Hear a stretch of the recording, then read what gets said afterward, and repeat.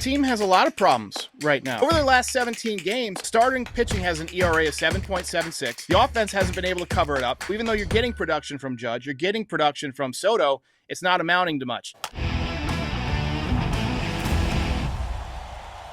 Understand at this point on base plus slugging percentage and how there were only two players that were north of 700 so far this season on the Yanks. Is that the biggest problem right now with the team in your mind? It's definitely one of the problems, but the team has a lot of problems right now. You know, I want to agree with Todd Father, who said before the show when we were talking in our production meeting that it's a midsummer funk and they'll get out of it.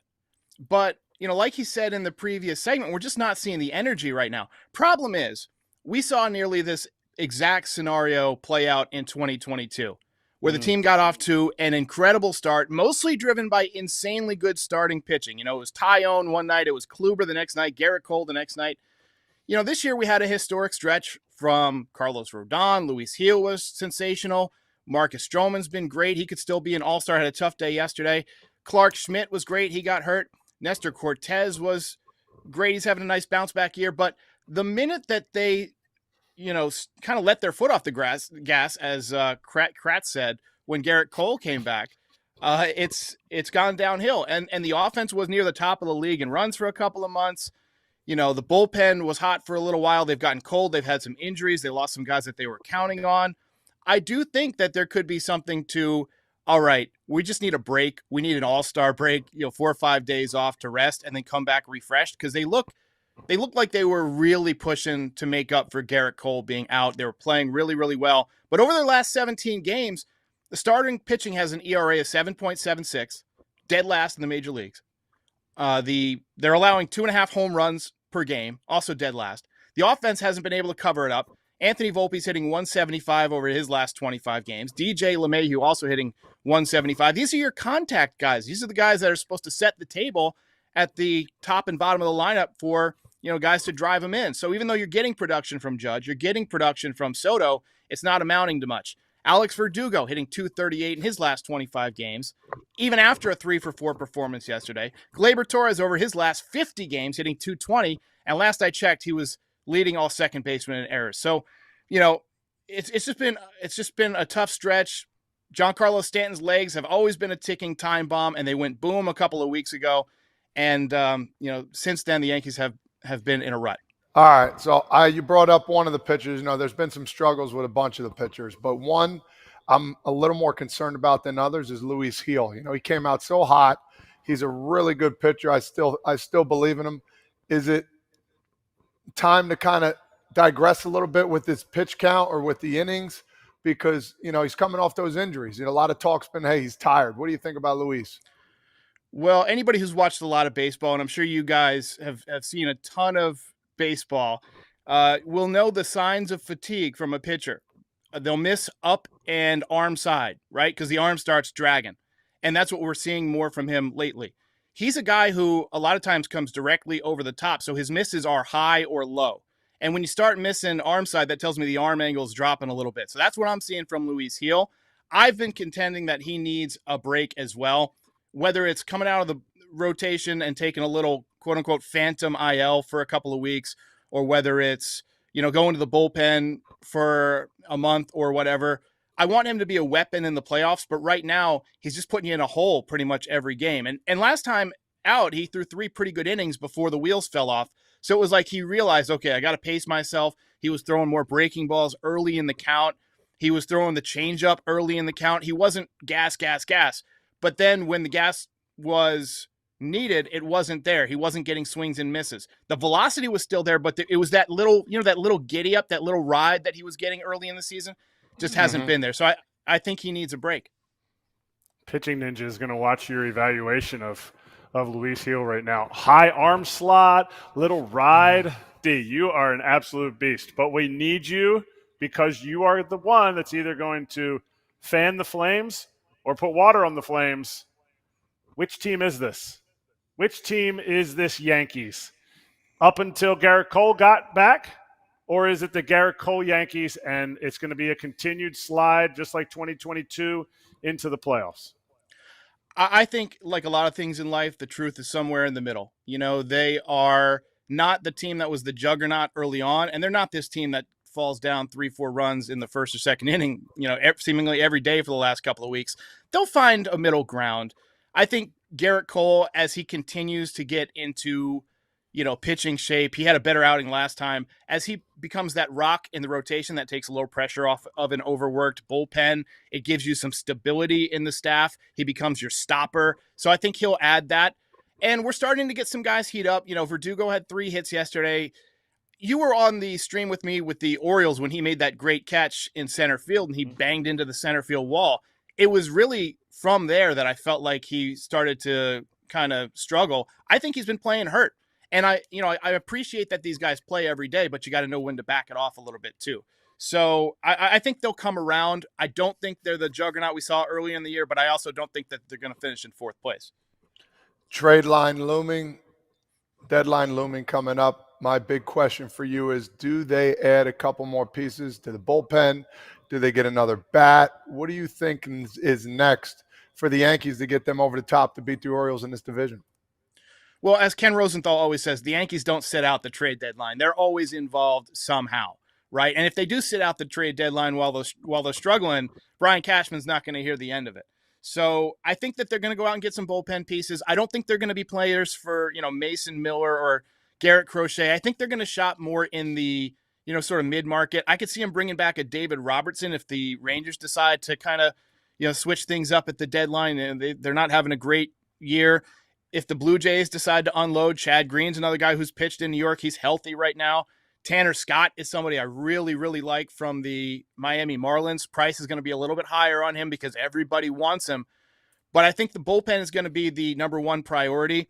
If they need to get a starting pitcher, I could see somebody like Anderson out there with the Angels. In terms of bats, there just doesn't seem to be a lot of guys who strike me as, plug and play right now. I mean, maybe Chapman from San Francisco, but I don't know if they would make that move. They've had opportunities to get Chapman in the past and they have not done it. So it might be one of those situations where you shore up the bullpen and you hope that when JohnCarlo comes back, maybe when the Martian comes back late in the year, that you get a little bit more, health in the offense and make a run. All right. I had said before that they're losing because possibly they let off the gas with Garrett Cole, but I saved this doozy for you. Is it time for the Yankee fans to say, man, we really miss JohnCarlo Stanton because we need his presence and his biceps in this lineup? He's dangerous. I mean, look, nobody's going to give JohnCarlo any gold gloves out in the outfield or, pinch run him anytime soon. But he makes a difference, especially late in the game when you start to get to that underbelly of the bullpen. He doesn't necessarily hit those elite pitchers with the elite sliders anymore, but he'll hit that next level down, and you see him get a lot of big hits because you just work through that gauntlet of, Soto, even Volpe when he was having tough at bats, Volpe, Soto, Judge, and then it's like, okay, I got a couple of guys on base. How do I pitch to JohnCarlo? And if you make a mistake, he can still hit the ball 450 feet and just ruin your day. I do miss him. I wish he was back in the lineup, but, the Yankees have got to do a better job at preparing for the inevitability that he goes down. I think the plan this year was that Jason Dominguez would come up as their backup plan, probably go into the outfield whenever JohnCarlo got hurt, which would allow either Judge or Soto to trade off time at the DH spot, get those guys some midsummer rest. But with the Martian going down with his oblique injury, he's going to be out, possibly till September. So the depth just haven't been there. There's another prospect they had, Everson Pereira, who was up for a little bit last year. He was having a good year in AAA, has to get Tommy John surgery. I do like what they've seen from Ben Rice since he got called up filling in for Rizzo. So I think the Yanks are set at first base for the time being. But, yeah, they definitely miss JohnCarlo. Yeah, that was cool, Rice's home run when he was high-fiving in the dugout. And I think they said on the broadcast, it's like a Williamsport smile, which I thought was cool. I mean, you get to that moment and it was cool for Rice. All right. I have a fan question for you and it's probably going to piss you off a little bit. So Mike in the chat said, would the Yankees consider trading? I don't even want to say the name because I know it's going to bother you. Dominguez for Cody Bellinger and Jamison Tyon, maybe some cash too. Cubs need that KB type hype to get Cubs fans excited. and wanted to get your thoughts, and also try and, once you get through that initial point, try and take us through maybe those two players for someone else. Like I have heard Bellinger's name tied through because he's got money, he's got player options. So most teams aren't going to be able to trade for him because the risk of, if, he hurts his shoulder and then he opts in. Like the Yankees can afford that. The Phillies can afford that. Other teams can't. So your thoughts on a couple players like that potentially fitting in? I like Bellinger and I like Tyone. I wouldn't trade the Martian for either of them. The Yankees had an opportunity to trade the Martian or to trade Spencer Jones for Juan Soto this winter, and they didn't do it. So I can't see them, pulling the trigger on either one of those guys for, some veteran, older type of players. Now, Bellinger, I think, would fit in nicely right now with the Yankees. If you had him right now, he could play center, he could DH, he could first base a little bit. But by the time the trade deadline rolls around, JohnCarlo is going to be back, and there's going to be that logjam. Where are you going to put Bellinger? Tyone, I've always liked Tyone. I think he did a nice job with the Yankees. I would have no issue going out to get either one of those guys, but I don't think it's going to cost the Yankees a top prospect. But, Bellinger's a good player. I think he would fit well in Yankee Stadium. He's hit over 290 in June. I don't know what he's doing in July. I haven't looked at it the last few days, but, I've always liked him as a player. The peripherals don't tell the story of a guy who, jumps off the page, but I feel like he shortens his swing with 2 strikes, which is something a lot of Yankees don't do or haven't done in recent years.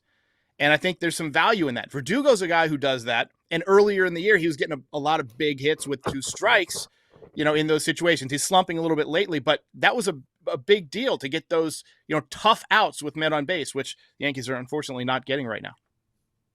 All right. What is more angering to Yankees fans? The lack of rotation doing what they're doing, or the lazy play yesterday from Grisham and Glaber not running, or quote hustling?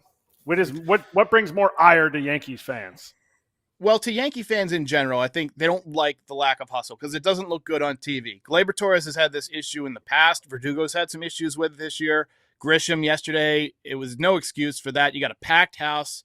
I think there's that old, aphorism that it takes no skill to hustle, right? It takes no talent to run as hard as you can and to play as hard as you can. So I think that fans resonate with that a lot. But I understand being around this podcast and being around you guys that, the heat wears you down. Guys get tired. Every once in a while, somebody takes a play off and the camera or the baseball always seems to find you when that happens. So, with the pitching, it's been, early in the game, a lot of home runs. They're putting us into holes, and that's frustrating, but it doesn't make me mad. I mean, that's baseball. That's the sport. You've got to execute.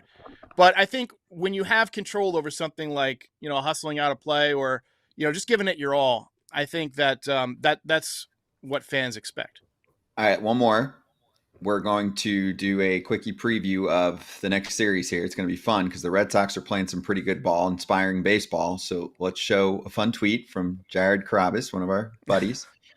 So this is the Yanks, a little good morning. That's Verdugo in Boston's dugout with a nice smile. And then he said the Yanks are 4-13 since this tweet, worst record in Major League Baseball. So all kidding aside, thoughts on this upcoming series, and what do you think the plan is with Trevino? Is he going to play multiple games in this series? Because that was crazy on Sunday Night Baseball a couple of weeks ago when they stole, 7 bags? Yeah, well, 9. Trevino's 9. Yeah, 9. Yeah, Trevino's an issue behind the plate with a running team. I mean, he's great at framing. He's great at blocking. He's gotten some big hits, but the arm strength is not there right now. The pop time is not great. Austin Wells has been swinging the bat a little bit better. He had a home run yesterday. I could see him getting more reps, but he's probably not going to play every single day. I mean, you've got to use Trevino sometimes. And, you guys would know this as well as anybody. The best way to control the running game is to keep hitters off base. I think if you can get great starting pitching, keep guys off of base with less than 2 outs, don't give them opportunities to steal, get a nice big lead where stealing a base won't matter. Play better baseball as a whole, and it'll take pressure off of Trevino. I love it, Derek. You're the man. Really, really good intense, in-depth analysis, hopefully maybe a little helpful for the Yankee fans and, maybe a little helpful for the Yankee haters too, because there's still problems that need to be addressed. So appreciate it always what you do, obviously behind the scenes as well. And go check out NYY Recaps if you're watching on YouTube right now, or even if you're not, just type it into YouTube. Go check it out. I have an announcement to make. Most fans, if you've been watching the show for the last couple of weeks, know about it, and you won't see us, but we do a shift change this weekend, Foul Territory in Chicago. It won't be us. It'll be AJ Pierzynski. It'll be Jason Kipnis, and it'll be Alana Rizzo. Okay? So NASCAR's Roadshow is in Chicago. On Sunday is when FT is streaming live from Chicago. Obviously, it's more than just the race out there. The music experience going on at Grand Park in Chicago the next 2 days, Saturday and Sunday, with performances by Keith Urban, the Chainsmokers, the Black Keys, and Lauren Elena. And then, of course, FT taking over on race day, 11 a.m. Central Time. It's cool. It's a cool collaboration. Hope you guys enjoy either being there or watching the show from wherever you are, which is what I'll be doing. You can get your tickets now at NASCARchicago.com. So 12 o'clock East Coast time. Can give you 2 guests so far. Barstool's White Sox Dave, who's excited to talk to AJ, of course, and driver Michael McDowell will join us. And there are quite a few that we're working on as well to also join us on the show that day. So we'll be watching from afar. We're excited about it. Nice little collab with the two going on. Hey everybody, be sure to like and subscribe for more content. We're back here every weekday, all year long, so do not miss an episode. The videos are coming in all day. Here's another video you might enjoy. Baseball the way it should be covered.